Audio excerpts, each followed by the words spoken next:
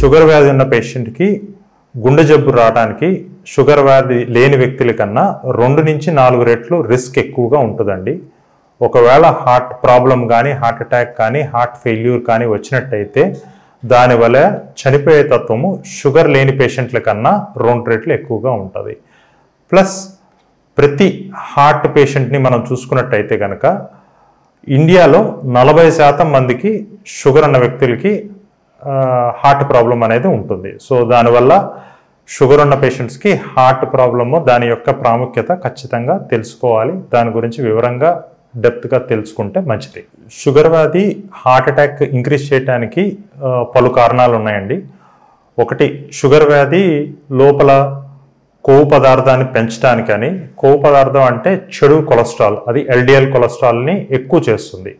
2, లోపల షుగర్ వల్ల ఎక్కువ రోజులు షుగర్ కంట్రోల్ లేకుండా ఉండటం వల్ల గుండె రక్తనాళాలు దెబ్బతిని దాని లోపల క్లాట్స్ కానీ బ్లాక్స్ కానీ ఫామ్ అయిపోయి ఆ బ్లాక్స్ గుండె రక్తనాళం సరఫరా సరిగ్గా లేకుండా ఉండటం వల్ల హార్ట్ అటాక్స్ వచ్చే తత్వం ఎక్కువ అయిపోతూ ఉంటుంది.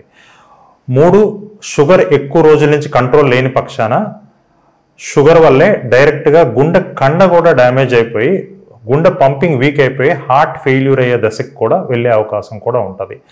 షుగర్ వ్యాధి వల్ల ఇలా హార్ట్ అటాక్స్ కానీ, హార్ట్ ఫెయిల్యూర్ కానీ 2 వచ్చే అవకాశం ఉంటాయి కాబట్టి అందరూ దాని గురించి క్లుప్తంగా ఎంతో కొంత అవగాహన తెలిసి ఉండాలి.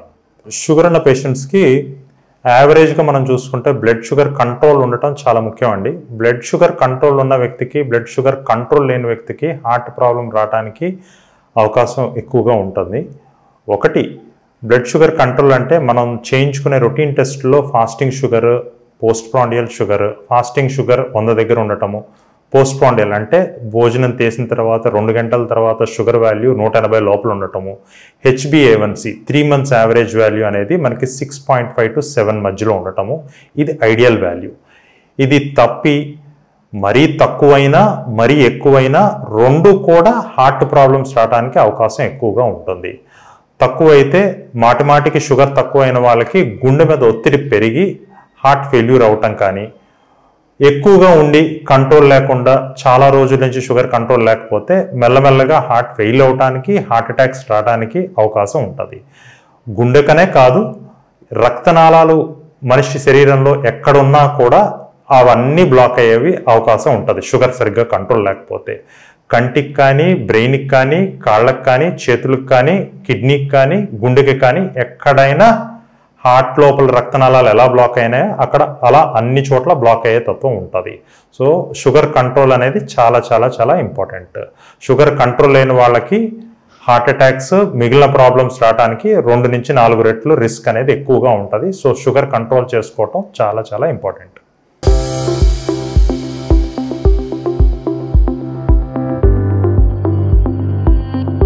డయాబెటీస్ ఉన్న వాళ్ళకి ముఖ్యంగా 2 రకాలు ఇందాక చెప్పినట్టుగా, ఒకటి హార్ట్ అటాక్ అండి, కొరనరీ ఆర్టరీ డిసీజ్ అంటారు, అందులోపల రక్తనాళాల్లో బ్లాక్స్ ఫామ్ అవటం. 2, హార్ట్ ఫెయిల్యూర్ అంటే ఆయాసం రావటం, కాళ్ళ వాపులు రావటం, గుండె కండ వీక్ అవటం, ఇట్లాంటి లక్షణాలు ఉంటాయి.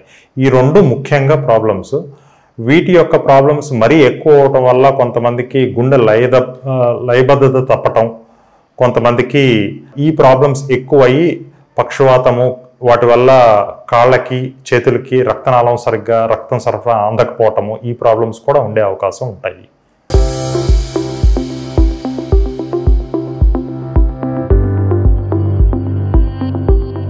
పాళ్ళు తక్కువ అండి, అవ్వదు. దాని బదులు షుగర్ కంట్రోల్ చేసుకొని రాకుండా జాగ్రత్త చూసుకోవటం, ఒకవేళ వచ్చినచో దాన్ని కంట్రోల్ చేసుకొని పెరగకుండా జాగ్రత్తలు తీసుకోగలిగే తప్పితే కంప్లీట్లీ తగ్గి నార్మల్ స్టేట్కి అయితే అవ్వదు. సో రాకుండా తీసుకోవాల్సిన జాగ్రత్తలే చాలా చాలా ఇంపార్టెంట్. కొన్ని లక్షణాల్లో అంటే ఒక 10-20% మందిలో షుగర్ కంట్రోల్ లేకుండా కొంతమందికి ఉన్న వాళ్ళకి హార్ట్ ఫెయిల్యూర్, హార్ట్ పంపింగ్ అనేది వీక్ అవుతుంది. అట్లాంటి వాళ్ళకి కొంతమందికి ఒక 10-20% మందికి హార్ట్ పంపింగ్ షుగర్ మెల్లగా బెటర్గా కంట్రోల్ అయిన కొద్దీ పంపింగ్ కూడా ఇంప్రూవ్ అయ్యి ఆయాసం కూడా తగ్గే అవకాశం ఉంటుంది. అది తప్పితే మిగతా ఏ ప్రాబ్లమ్స్ రికవర్ అయ్యి మళ్ళీ నార్మల్ స్టేటస్కి రావు. అందువల్ల కంట్రోల్ అన్నా ఉంచుకోవాలి, రాకుండా ఉంచుకోవాలి.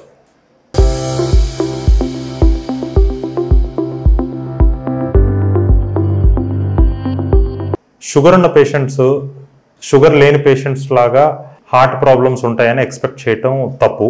వాళ్ళకి అందరిలాగా కాకుండా వేరుగా కూడా లక్షణాలని మనం జాగ్రత్తగా దృష్టిలో పెట్టుకోవాలి. ఒకటి, ఆయాసం రావటం, తొందరగా నీరసపడిపోవటం, గుండె దడ రావటం, కాళ్ళ వాపులు, కళ్ళు తిరగటం, కళ్ళు తిరిగి పడిపోవటం, బాగా పెద్ద వయసు వాళ్ళైతే కొంతమంది స్పృహల లేకపోవటం, ఛాతీ నొప్పి బాగా కామన్ సిమ్టమ్.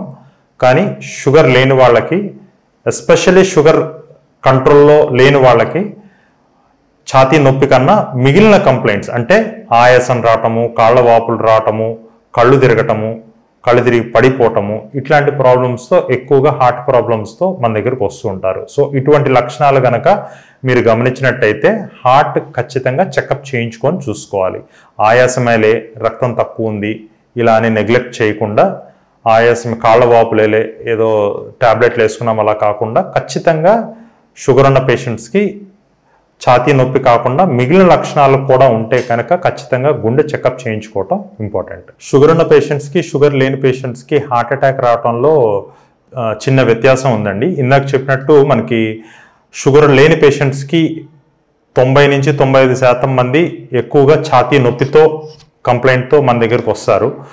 షుగర్ ఉన్న పేషెంట్స్ ఎక్కువ శాతం మంది ఛాతీ నొప్పితో పాటు ఆయాసం కానీ, దాంతోపాటు కళ్ళు తిరగటం కానీ, కళ్ళు తిరిగి పడిపోవటం కానీ, విపరీతమైన దడ రావటం కానీ, లేకపోతే శ్రోధ పడిపోవటం కానీ ఇట్లాంటి లక్షణాలతో కూడా వచ్చే అవకాశం ఉంటుంది. సో ఆయాసం ఉన్నా, కళ్ళు తిరుగుతున్నా, దడ ఉన్నా హార్ట్ అటాక్ అయి ఉండటానికి అవకాశం ఉంది అని షుగర్ ఉన్న పేషెంట్లు గ్రహించి తొందరగా దానికి తగ్గట్టుగా టెస్టులు చేయించుకోవటం మంచిది.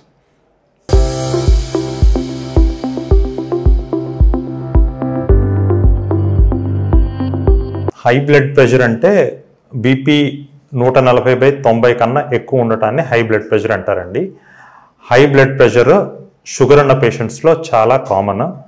షుగర్ ఉన్న పేషెంట్స్లో ప్రతి 4 షుగర్ పేషెంట్స్లో 3కి బీపీ ఉండే తత్వం ఉంటుంది. ఎందువల్ల షుగర్ ఉన్న పేషెంట్స్కి గుండె కండనాళాలతో పాటు మిగతా రక్తనాళాలు కూడా గట్టితనం అయ్యి వాటి వల్ల బీపీ అనేది పెరిగిపోతూ ఉంటుంది. ఆ బీపీ పెరుగుతున్న కొద్దీ 2 కలిపి ఉన్న పేషెంట్స్కి రిస్క్ అనేది బాగా ఎక్కువగా అయిపోతుంది. ఎందువల్లంటే షుగర్ వల్ల డైరెక్ట్గా హార్ట్ మీద డ్యామేజ్ జరగడానికి ఆస్కారం ఉంటుంది. 2 బీపీ వల్ల బీపీ ఎక్కువ అవుతున్న కొద్దీ హార్ట్ కండ తట్టుకోలేకపోవటము, హార్ట్ మీద లోడ్ ఎక్కువయ్యి స్ట్రెయిన్ అవటము, ఇట్లాంటి లక్షణాలు ఉండటం వల్ల హార్ట్ ప్రాబ్లమ్, హార్ట్ అటాక్స్ రావడానికి అవకాశం ఎక్కువ అవుతూ ఉంటుంది.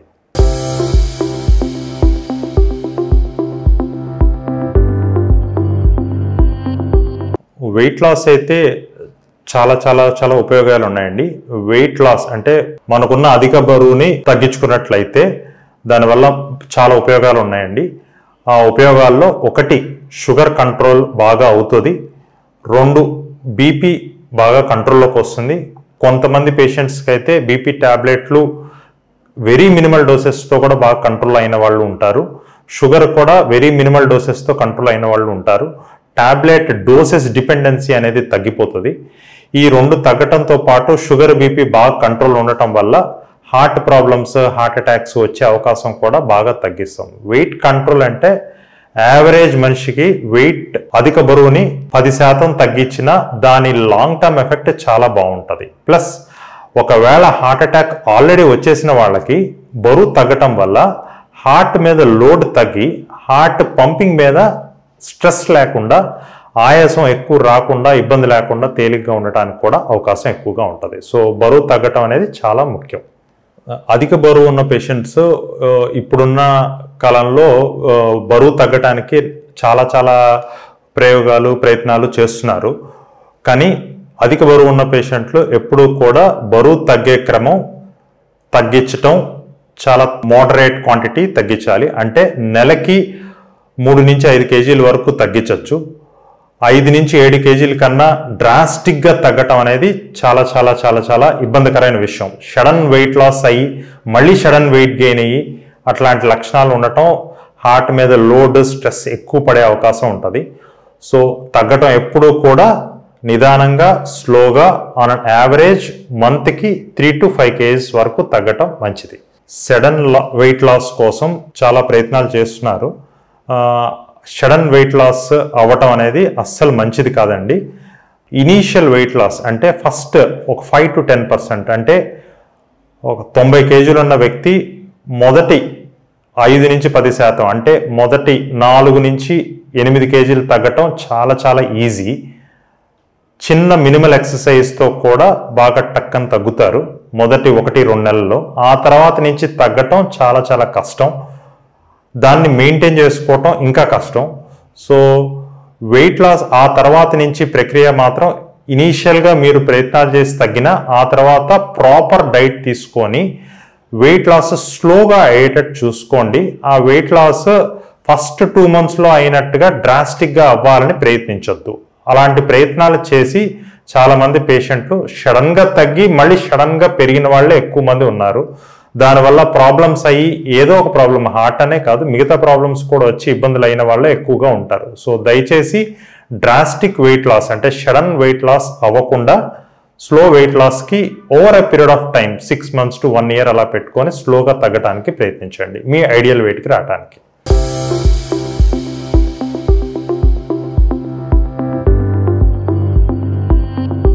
షుగర్ ఉన్న పేషెంట్స్ మెడికేషన్స్ వాడటం అనేది చాలా చాలా కంపల్సరీ అండి. షుగర్ కంట్రోల్ లేకపోతే వచ్చే ప్రాబ్లమ్స్ అన్ని ఇప్పటివరకు తెలుసుకున్నారు కాబట్టి షుగర్ కంట్రోల్లో ఉంచుకోవటం అంతే ఇంపార్టెంట్. కాబట్టి ఖచ్చితంగా మీకు మీ డాక్టర్ గారు ప్రిస్క్రైబ్ చేసిన మెడిసిన్స్ జాగ్రత్తగా వాడుకున్నట్లయితే షుగర్ కంట్రోల్ బాగా ఉండి ఆ టాబ్లెట్లు కంట్రోల్లో ఉంచి మనకి ప్రాబ్లమ్స్ రానియకుండా చేస్తాయి. అంతేకాని ఆ టాబ్లెట్ల వల్ల డైరెక్ట్గా హార్ట్ ప్రాబ్లమ్స్ రావటము, ఇబ్బంది రావటం అనేది ఉండదు. మెయిన్గా షుగర్ వల్లే వస్తుంది. సో షుగర్ కంట్రోల్లో ఉంచుకొని టాబ్లెట్లో ఇన్సులిన్ ఇప్పుడు వచ్చిన లేటెస్ట్ టాబ్లెట్లో వాడుకొని కంట్రోల్ చేసుకోవటం చాలా ఇంపార్టెంట్.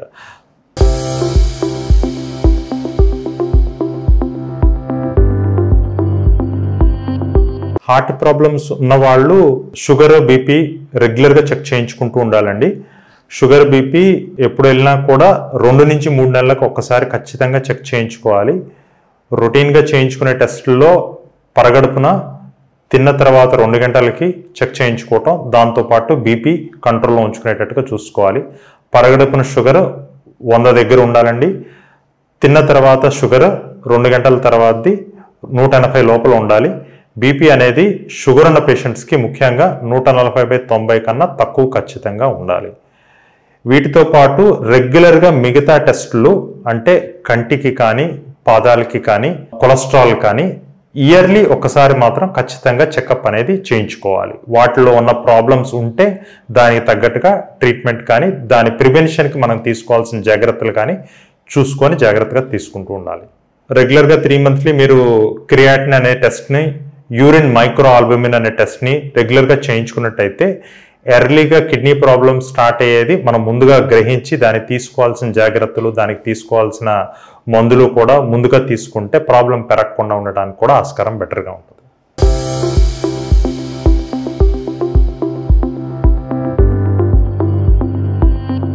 స్ట్రెస్ ఇప్పుడున్న కాలంలో చాలా మందికి ఎక్కువ అవటం వల్ల యంగ్ ఏజ్లో హార్ట్ స్ట్రోక్స్ కూడా చూడటం అనేది జరుగుతోంది.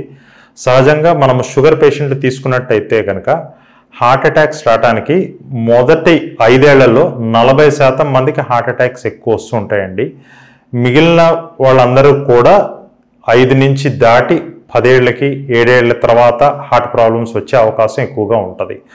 మొదటి 5 ఏళ్లలో హార్ట్ అటాక్ వచ్చే పేషెంట్లు ఎక్కువ మంది చూసిన వాళ్ళలో స్ట్రెస్ ఎక్కువ ఉండటము, టెన్షన్స్ ఎక్కువ ఉండటము, సైకలాజికల్ కానీ ఫిజికల్ కానీ ఏదైనా టెన్షన్ పట్టడం కానీ ఎక్కువ స్ట్రెస్ ఉన్న వాళ్ళకి హార్ట్ ప్రాబ్లమ్స్ మొదటి 5 ఏళ్లలో ఎక్కువగా చూస్తున్నాము. అది ఎందుకు చూస్తున్నామంటే వాళ్ళు స్ట్రెస్ ఎక్కువ ఉండటం వల్ల వాళ్ళ బాడీని కంట్రోల్ లేక ఓవర్ వెయిట్ ఉండటము, స్ట్రెస్ ఎక్కువ ఉండటం వల్ల షుగర్, ఫైనాన్షియల్ వీటి మేనేజ్మెంట్ మీద ఎక్కువ శ్రద్ధ పెడుతున్నారు తప్పితే వాళ్ళ జాగ్రత్త చూసుకోవాలి, వాటిని కంట్రోల్ మీద ఎక్కువ శ్రద్ధ పెట్టాలి అనేది జాగ్రత్త లేక షుగర్ కంట్రోల్ ఎక్కువగా తప్పి దానివల్ల ప్రాబ్లమ్స్ ఎక్కువయ్యి దాంతోపాటు స్ట్రెస్ కూడా యాడ్ అవటం వల్ల హార్ట్ ప్రాబ్లమ్స్ అనేవి బాగా మేజర్వి, బాగా సివియర్గా వచ్చే ఛాన్సెస్ ఎక్కువ అవుతున్నాయి. దానివల్ల ప్రతి షుగర్ ఉన్న పేషెంట్ షుగర్ అని తెలియగానే దాని కంట్రోల్కి ఎక్కువ శ్రద్ధ పెట్టి మన లైఫ్, డైలీ, ఫ్యామిలీ ఎంత జాగ్రత్తగా తీసుకుంటున్నామో మన బాడీని మనం కూడా అంతే జాగ్రత్తగా తీసుకొని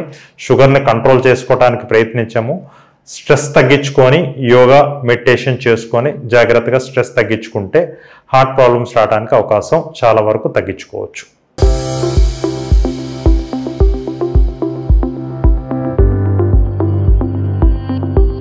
డయాబెటీస్ ఉన్న పేషెంట్స్ హార్ట్ డిసీజ్ రాకుండా తీసుకోవాల్సిన జాగ్రత్తల్లో ముఖ్యంగా చూసుకోవాల్సింది షుగర్ కంట్రోల్ అండి. షుగర్ కంట్రోల్కి ఫస్ట్ ఫోర్మోస్ట్ ప్రయారిటీ ఇంపార్టెంట్ ఏంటంటే బరువు తగ్గటం.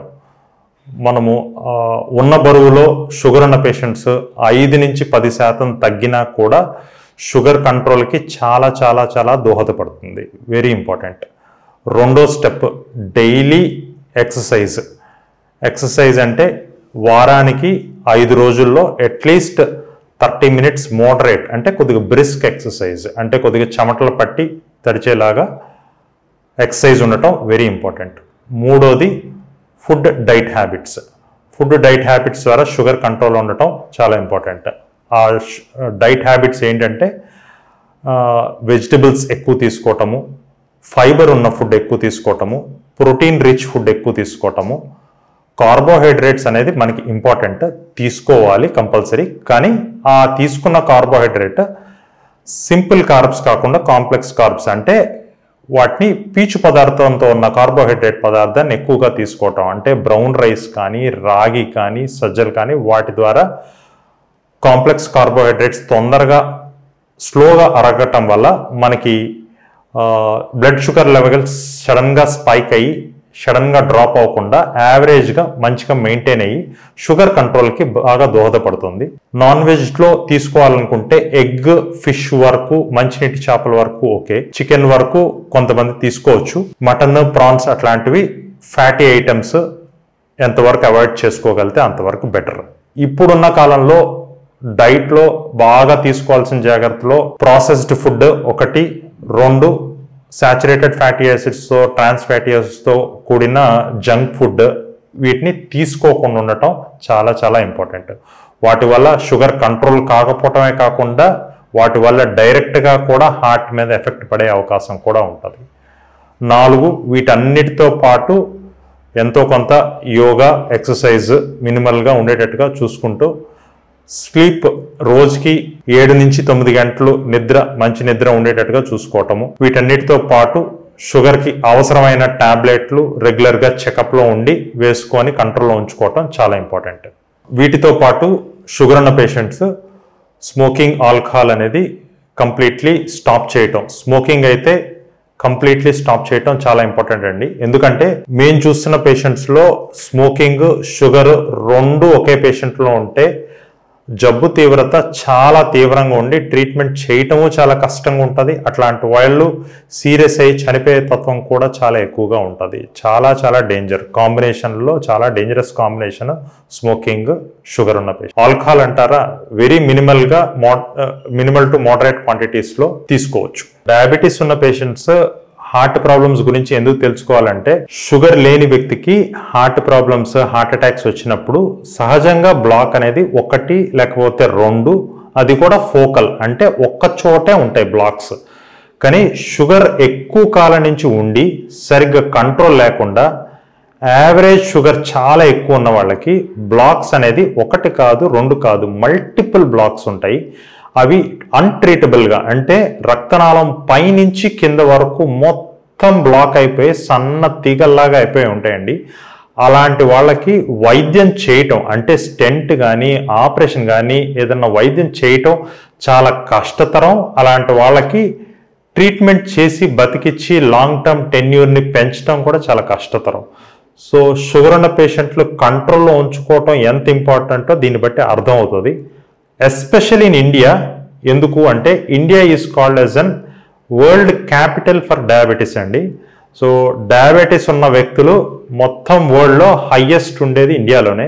మనం తినే diet, foreign influence, western culture, అక్కడున్న డైట్ ఎక్కువ తీసుకోవటం వల్ల డయాబెటీస్ ప్రోన్ ఎక్కువ అవుతున్నాము. దానివల్ల హార్ట్ ప్రాబ్లమ్స్తో పాటు స్ట్రోక్, కంటికి, కిడ్నీకి, కాళ్ళకి అన్ని ప్రాబ్లమ్స్ రావడానికి అవకాశం ఎక్కువ అవుతోంది. దానివల్ల డయాబెటీస్ కంట్రోల్ అనేది డయాబెటీస్ రాకుండా డయాబెటీస్ వచ్చినచో కంట్రోల్లో ఉంచుకోవటం చాలా చాలా ఇంపార్టెంట్.